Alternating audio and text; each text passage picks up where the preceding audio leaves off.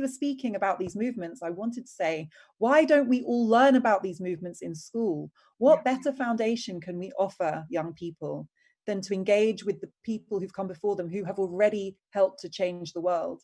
And they have done the work, and they've not only done it, but they've written it for us to read. And I also turn to the independence movements of the mid of the 20th century. I read Kwame Nkrumah, I read Patrice Lumumba.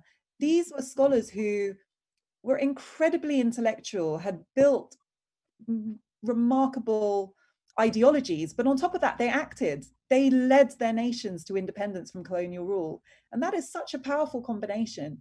So I feel as if we need to tap into the voices that our curricula have silenced in the past. And it often sounds like a simple thing, change the curriculum, change education. But what we're really saying is unlock the wisdom of people who have dedicated their lives to these struggles already. And let's not have to start all over again from the beginning. So the next question was, schools spend a great deal of time teaching outdated issues. Do you think it's time to change the curriculum and educate children on issues like Black history and racial oppression? Well, I've kind of answered where I'm yes for that on that. What are your thoughts, Ellie? And I fully agree. I think history books, they're always written, top down, one official narrative. And to me as an author, it's incredibly important to challenge this and to ask seemingly small questions. I'll give you an example from the country where I come from. Like when I when I went to school in Turkey, I only learned a very nationalistic interpretation of history. And then you ask yourself, yes, but what about his story? What about her story? And then you realize there's no room for that in our textbooks. So how would I live? How would my life be like if I had been an Armenian silversmith in 17th century Ottoman Empire, or a concubine, a woman sold, or if you were a Jewish miller? So when you ask these questions about microhistories, then you realize the entire history that we're learning is constantly censoring and erasing, people's truth. And so for us, I think it's very important that we change our curriculum, but we cannot only wait for that. We need books. And that is why it is wonderful to have bookstores, independent bookstores. You walk into a bookstore, you find books, journalists, novelists, scholars, historians who are telling, wait a minute, there's another story that our curriculum doesn't mention. And that story is worth knowing. That is why I think education should be definitely accompanied by books and also investigative journalism.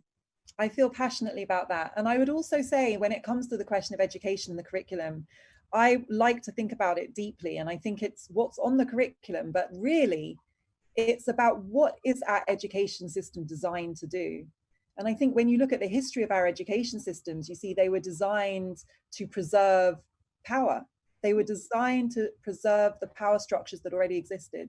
They were not designed to create new generations who could disrupt and dismantle systems of unfairness.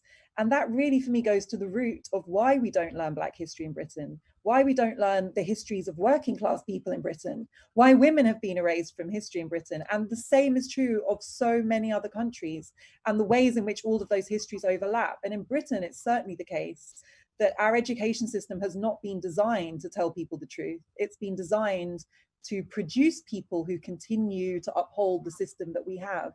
And so I think if we want to be really radical, we need to think very deeply about why we have designed it this way. And in a way, I think if you wanted to design something from scratch that could educate future citizens to create a fair society, you would build something very different from what we currently have. Absolutely, absolutely. We need to be aware of that. But also, I think, in addition, we need to be aware of our language, the words we use. Because discrimination, systematic discrimination, history has shown us, it doesn't start with, gas chambers. It doesn't start with killings. It in fact starts with words.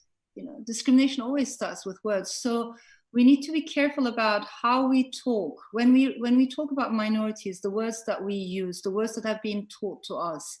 This week, I don't know if the students who are listening to us had a chance to read about this, but there was a big march in Hungary, a far-right march, that worries me immensely, because they're trying to kick out the Romani minority out of the country. This is their home. And the language that they were using throughout this march, for them, the Romani minority are not humans. They're not even inferior humans. They use words like vermin, as if they're infesting the country. So as a writer, I'm also constantly thinking about language, how we're using words. We need to radically change and question the language and the way words are being used to discriminate people.